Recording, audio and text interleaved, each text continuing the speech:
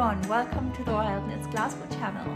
I am Maria, I am the maker behind Wild Knits Glasgow and I design knitwear pieces.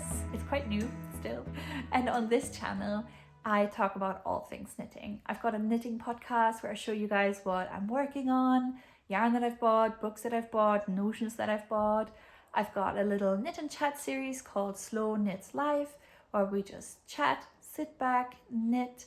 And I'm also doing a few reviews here and there, and every now and then you'll see a tutorial uploaded on anything to do with my patterns. If this is your jam, if this sounds interesting, please consider subscribing and let's dive right into this video. Today is a bit of a different video. I thought I would share my experience designing my first own knitwear piece. First up, I want to talk about why all of a sudden I decided to design a knitwear pattern. I am actually a scientist by trade. I've finished a PhD in the last few years and I was working in the laboratory before, so fashion design has not been anything I have ever considered. I went on maternity leave in January 2022. I had my baby girl Emma, and long story short, I wasn't able to return to my job, so maternity leave was a little bit longer. And at some point, I really started craving a different outlet, a different type of mental stimulation. I had thought about designing a pattern on and off for a little while at that point, but I just thought, why not? Why not just give it a go? It doesn't have to lead anywhere. I just want to see whether I can create what I have in mind into a physical, tangible product. And so I decided to design my first own sweater pattern. Next up, I'm going to talk to you guys about what I did step by step. So my idea was to create something that was a mommy and me matching moment for Emma and I, because I just loved putting us into matching knitwear. I had this idea of a jumper with just a relaxed fit, oversized, a bit cropped, very clean lines, something that is easy to throw on, easy to style, and you'll always look good. And so I came up with a design for the Maman Sweater. And it's just a very classic, easy, fun thing to knit. What I also loved at the time and still do is knitwear embroidery. And I saw these images of mummy sweaters everywhere, just sweaters that said mummy or mum or maman or whatever on the side. And I really wanted one of those sweaters, but I just couldn't find one that I loved. So I thought, you know what, I'll put it on this sweater. And that will be my mummy and baby matching sweater set. So that's kind of where the idea came from. So the first thing I did was sketch my idea. I'm by no means a designer, so sketching looked sketchy. It didn't look great at all, but I just wanted something where I could write down the colors, the measurements, the sizing, the embroidery, something to bring my vision onto paper. It didn't have to be pretty, and nobody else would see it, except for you guys now. So when I started sketching, I was also starting to think about dimensions and how wide and big I wanted everything to be, but I was having issues really trying to imagine what, for example, 13 centimeters of positive ease around my chest would look like. So I decided to go into my closet and grab a jumper that I loved the fit of and go from there. So I took key measurements from that jumper, and that was the chest circumference, the sleeve length, and the entire jumper length. And I just decided to use these measurements to start my design off of. So once I decided on rough measurements and I had an idea of where I wanted everything to go, I decided to look at yarns. I already had in mind that I wanted very simple lines and a simple fabric. I didn't want any mohair. I wanted it to have a bit of an airy summer feel to it. And I also didn't want the added cost of mohair. So I decided to order Drops Extra Fine Merino yarn. I swatched it up. It was a great fabric. I loved the definition of the stitch pattern on it. However, I did not like the colors, and there weren't any colors on there that I wanted to substitute. So I scratched the idea of using the Drops Extra Fine Merino, went back to the drawing board, and I had a look at Drops Lima, which is in the same DK weight, bit of a different yarn constitution, but the definition of the fabric is just the same. It felt nice and soft as well, so I decided to go with that. It actually turned out that that was a generally better yarn choice for the construction that I ended up going for, because it was a non-superwash yarn, and if you're designing a round yoke sweater, you don't have any seams or raglan stitches to rely on for extra structure, so you need your yarn to be a bit more grippy. So after swatching with that yarn, I decided to go ahead and buy a sweater quantity of it within the same dye lot.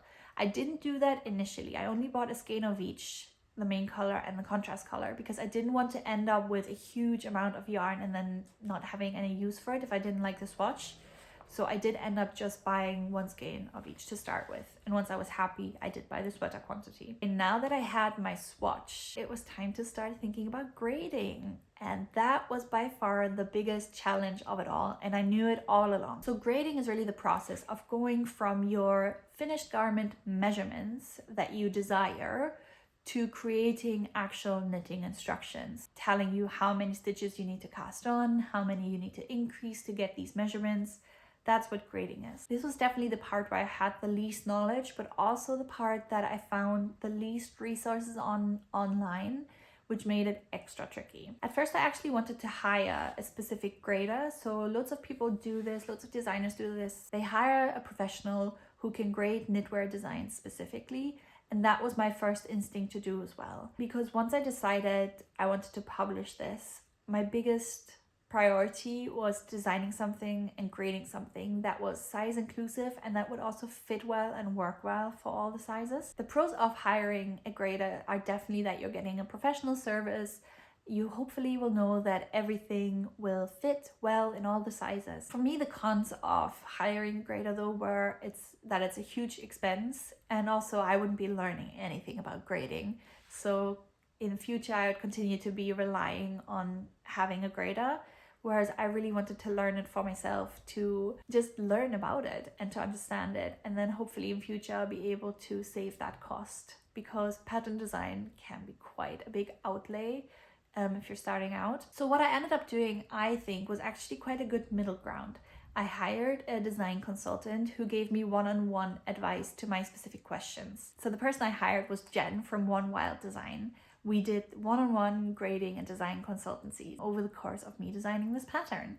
And I have to thank Jen so much for all her help with this. It's definitely one of the best investments I have made in this entire process. Okay, so what happened in this session? So first up, I sent Jen all the info that I had at that point. So I had done some grading. I had already started knitting my first sample. By that point, I had an entire body and a sleeve ready.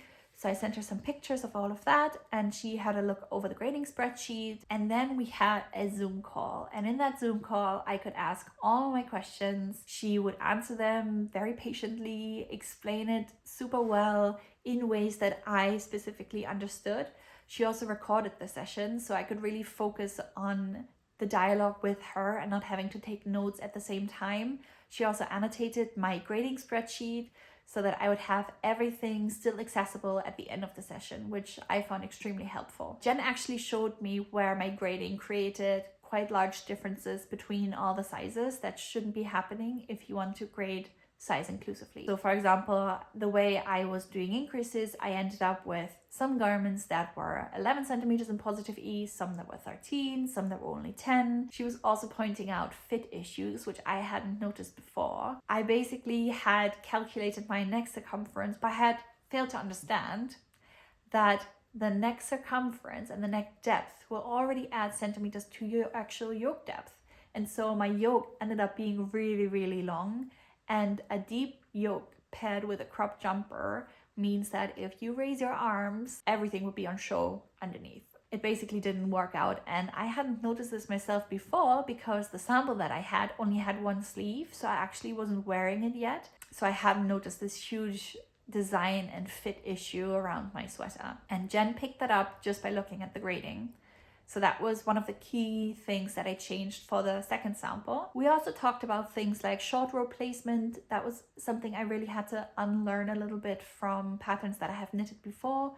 She was very patiently explaining to me what short rows actually do and therefore where they should sit. She also gave me tips on sort of best practices and standards for good grading. Overall, we talked for an hour in that initial session, and I found it just immensely helpful, and I walked away with so much information, and it was absolutely invaluable. So I absolutely 100% highly recommend it if you are wanting to go down the design route. After that chat with Jen, I regraded my sweater and I started working on my second sample. I felt like I needed a fresh start. The way that I had set my increases was going to change. The yoke construction was going to change, so I really just needed to start afresh. As I was knitting that second sample, I also started writing down the pattern in earnest because I really wanted to knit from the pattern in order to make sure I'm remembering every aspect, everything that the knitter needs to know, but also that I'm expressing myself clearly in the pattern. So I started just writing down all the instructions on a Word document and knitting from those instructions specifically. A resource that really helped me understand pattern writing a little bit better is a book by Kate Athley, and it's called The Beginner's Guide to Writing Knitting Patterns. This is a really great resource, and it suggests to add in a lot more information than knitting patterns traditionally add. And I must say the kind of sort of mainstream, very common knitting patterns from designers that I have used before certainly not had that much information in them. What really stood out was that clarity is key, and the more information the knitter has, the better. And that clarity I also wanted to translate into the actual layout of the pattern. As I was knitting my sample, I was also thinking about what do I want the pattern to look like. So I decided to do the layout with macOS Pages. That was just something that was accessible to me. I know loads of people love InDesign for layouting things. That's certainly a great tool. I've used it before, but it's very expensive. It's a monthly cost that I didn't want to add, and so decided to stay away from InDesign. I think lots of people are using Canva now as well. I haven't tried it myself because, like I said, I did everything in macOS Pages. I'm actually just in the process of overhauling my pattern layouts so that they are much easier to print and they look great in print and in digital formats. But I started off with something that I thought would look pleasing, would be clear and easy and consistent. When I finished my second sample and I finished my layout and I had finished obviously my second grade, I had another call with Jen. This time I think it was only half an hour because I just wanted her to check over the grading again, make sure that I hadn't introduced any new mistakes, that she still thought everything would look consistent across all the sizes. So we just kind of did a little final check over everything together, just mostly to give myself a bit of reassurance. And yeah, at that point I thought, you know what? I feel like I'm ready to embark on the test knit. But before the test knit call was even out, I knew I wanted to give the pattern its first tech edit. A tech editor is somebody who checks all your numbers make sense, the grammar makes sense, the spelling, the knitting pattern is clear, there is nothing that can be misunderstood or understood in either two ways. They are a really key, important part of making a pattern good. And I really wanted to make sure that these standards were set before the test knitters would get the pattern. So what I did is I sent out a call for my job at the Tech Editor Hub website, and I got quite a few responses of tech editors who thought they would be suitable for the job. They came back with how much they would quote for an hour. They told me a few things about themselves, work that they had done before. It was really quite hard to choose because everybody sounded very similar. I had a little bit of a back and forth with somebody and it felt like we were quite a good fit, so I just decided to go with her. And also she offered a first pattern edit for half the rate, which obviously really appealed to me because tech editing is an expense. So keeping the expenses low was definitely appealing to me at that point. So yeah, it didn't take long for her to check over the pattern at all. And I think after about 3 or 4 days, I had all the changes from her back. She just looked at everything as a PDF document and then annotated to send me the changes. I put in all my changes. It was nothing that I felt needed another tech edit after. It was just small things here and there. And so, yeah, I started my tester call. I did the tester call on Instagram. I also asked the Fat Testnet account to share my tester call. You have to fulfill certain criteria for them to share your call, but I did fulfill them. And so they shared it as well. And then I decided to run ads on Instagram with my tester call post in order to increase the reach and hopefully fill as many sizes as I could. I already knew that I was very unlikely to fill all the sizes. I think I had 15, but I was managing to fill about half of them. So I filled it up to size I, which is chest circumference 115 centimeters or 46 inches. So actually was pretty pleased with that, to be fair. The test knit itself ran for 10.5 weeks and I hosted it over on Ravelry. I decided not to do it on Instagram initially because I was part of a test knit that ran on Instagram and I found it really confusing and hard to keep track of everything. because back then you couldn't really respond to a single comment in a chat and everybody would just talk. And I think I missed a few instruction changes and so on from the designer. So I thought it was a bit too crazy and hard to keep track of. So I wanted to host it on Ravelry. The thing is, Ravelry threads are public, as far as I know, so everybody can see that entire chat, so you have to be aware of that. And also, it turned out it wasn't very social. The kind of chattiness that I had experienced when I was test knitting for somebody was all gone. There was not very much interaction in the group itself, to the point where I offered, because I knew everybody was on Instagram, I offered to just create a chit chat group for all of us. And that took off. That's when everybody joined in and we had conversations about our yarn choices, about the pattern, about things we like to knit. That's when it became like a really fun and like chatty, great experience, to be fair. And that's also when I noticed that Instagram had updated their chat function quite a bit. And it actually became a lot easier to keep track of all the comments. So from then on, I decided to just host my test knits over on Instagram and not on Ravelry anymore. I also wanted to say a huge thank you to everybody who signed up as a test knitter, because they all did this out of the goodness of their own heart. I wasn't able to offer any yarn support, and all they had and got really was the finished pattern at the end. But everybody was so generous with their time, with their trust in me as a newbie knitwear designer, and I really just can't thank them enough for it. The test knit itself ran fine. There wasn't any major issues that anybody had found. Everybody liked the fit. And so the few changes were just kind of about clarity. I think somebody picked up a couple of spelling mistakes here and there, and I added all of that in. And afterwards, I decided to give the pattern a second tech edit. The kind of consensus is the more eyes, the better. And I definitely agree with that. So I decided to pay another tech editor to look over the pattern again after the test knit changes had been put in. What I also decided to do is film tutorial videos for all the different technical aspects of the design. I know how much I like seeing them when I'm knitting something, and I feel very reassured to see a new technique specifically from this designer about this one aspect in their design before I set out on doing it. So I really wanted to offer this to the people who decided to use my patterns. What was also going on behind the scenes was me creating the website. I really wanted to have a website where I had everything in one place: the pattern, the videos, all the information about the pattern. I decided to go with Squarespace. I had a look at a few different platforms. Seemed like Squarespace was kind of the best of everything. I had tried GoDaddy before, but didn't like it at all. I felt like everything was an extra add-on that you had to pay for monthly, whereas Squarespace was quite visible with what you would get for each monthly price plan. And it wasn't too much money. I think right now my price plan is £28 a month, and that includes hosting an e-commerce website. I think the interface is quite easy to work. The templates are very easy to set up. Once you get to know everything, I think it's quite straightforward and easy to create a website using Squarespace. And they give you a ton of insights as well and make it very easy for you to change things. So I'm pretty happy with the service, to be fair. What I also made was a Ravelry store, because I really wanted to sell my patterns on there too.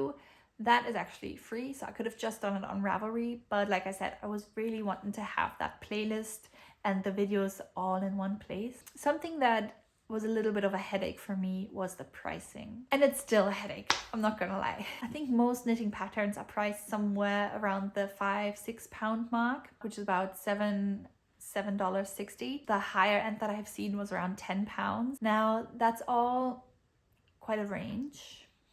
Now, I found it really hard to just decide on a price, because there is a lot of work and effort and expenses that go into making a pattern, but also equally you don't want to put anybody off by charging too much. Especially I felt as a new designer, I think I just have to earn a bit of trust at first, but likewise I also wanted to make back the money that I had spent making this pattern. So I decided to go with something in the middle. I still find it very hard to decide on a price that's fair for the knitter and the designer.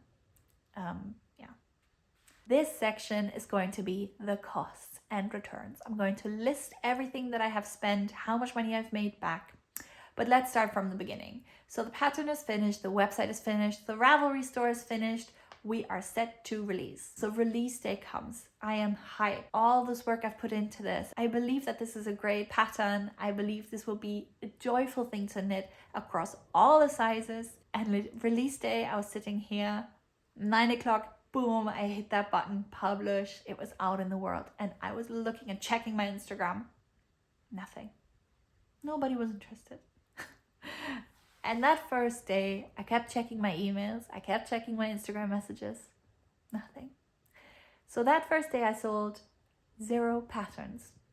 And honestly, I was so deflated. I was trying to manage my expectations before and I thought, Maria, not everybody is making their money back in the first week or whatever. If I sell 5, I would be happy. Selling 0 was definitely a bit devastating. And I just wanted to say that this is just something that can absolutely happen and probably happens more often than you think. Okay, so nothing happened that first day. Nothing happened that first week. I didn't sell a pattern in the second week. I didn't sell a pattern in the third week. Long story short, it took 6 weeks for me to sell my first pattern. Oh. But hey, it happens. So I dusted myself off and turned my head to the next idea because thought something up and created it and designed it and learned so much along the way. And I really believed that I had created a great knitting pattern that was a joy to knit, that was fun to knit. I was just trying to tell myself that I would keep working on Instagram and my visibility, and hopefully over time more people would find my account and maybe look at my patterns and then hopefully buy them. But I was quite conscious of the fact that this was a business and that I had invested quite a bit of money into making this pattern. And even if I just did it for the love of it, if I wanted to do it well, it would always cost me something to make these patterns. So at some point, money would have to come back in just to sustain it. So if I at some point will get to the point where enough comes in to cover the outlay that I had, I'd be very, very happy because it means I can actually continue doing this. So let's get into the numbers. I've got my little spreadsheet right here. So the yarn that I bought about 2 sweater quantities of Drops Lima yarn and maybe a bit extra just in case I didn't have enough of the same dye lot. That was really important to me. And because I knitted 2 samples, I knitted 2 sweater quantities. It worked out at about 52 pounds total, and that's $66. Then the design consultations that I had with Jen, mind you, I had them back in 2023, so prices are of 2023. I had overall an hour and a half with her, and that worked out at 58 pounds, which is $75. Then my first tech edit, like I said, that was actually at half the price because it was the first time I've been working with this tech editor, and that was 50 pounds 64, so $64.50. And the second tech edit I did with somebody based in the UK, and she charged 120 pounds for her tech editing service. That is $152.84. And like I said, I also ran Facebook ads, not just for the tester call, but also once the sweater was out in order to increase the reach and hopefully have more people see it. And overall, I spent 75 pounds on these Facebook ads kind of over the span of 10 weeks-ish. And that is $95.53. So the total that I spent on everything was £355.64 or $453.87. That doesn't include the cost for the website, which is a monthly expense. So that's 28 pounds every month. And back then I also used a different editing program for all the YouTube videos, which cost me about 10 pounds a month. But I've since then scrapped that and moved on to a different one. So yeah, 355 pounds to bring out this knitwear pattern. And I think that is definitely the less expensive side on bringing out a pattern because I did do the grading myself. I think a grader might have added another, I don't know, maybe 600-700 pounds onto the bill. So I did keep it low. I could have probably saved on the Facebook ads. I don't know how much they actually work. So I say Facebook ads, but they were ads that were running on Instagram. Yeah, overall, I think around 300 pounds would have been what I would have had to spend minimum to make this pattern a good pattern. Since the pattern came out last November, how many have I sold? Leave your guesses in the comments right now. Here's the answer. 5. I sold 5 so far. So I have made £37.50, which is $47.76. And that's about 10% of what I spent. bit more than 10%. But yeah, so not made back my money within 5 months. But like I said, it's okay. It's the first pattern. I hope that in future, everything will kind of become a little bit more visible. People will find these patterns and like them and buy them. And that at some point, like I said, this will be a business that sustains itself at least. I would love to continue doing it, but it has to be sustainable for that to happen. I also think that it just takes a bit of time to create a portfolio and for people to get to know you as a designer, what you're about, and to get to know your design language and to trust you, to trust that the patterns that you're making are of good quality, not just because you are paying for a pattern, but also you're putting in all that time and effort and money in the yarn to make a sweater. So I think it takes a little bit of time for people to trust that what you're creating will make nice garments at the end of the day. So this is all I wanted to share with you guys. I hope you found it interesting. I hope you found it useful if you think about designing your own little knitwear pattern. I just really wanted to share an honest account of how I went about designing my first own pattern, everything that went into it, every aspect of the process, including how much it has cost me, how much it has made me. I think it's just important to be transparent about these things, because why not? Do you know, why does it need to be behind a veil of mystery? It doesn't need to be. So yeah, I hope you found this interesting. If you like, check out any of my other videos. Please like this video so that I know you want to see more of this type of thing. If you have any questions, leave them in the comments, or if you have any inspo for another video, if there's a topic you want me to dive into deeper, let me know. But yeah, I hope you have a great rest of your day, and I hope to see you again soon in another video. Bye! Yeah, I don't know what else I'm gonna say about this. Yeah, I just wanted to say that.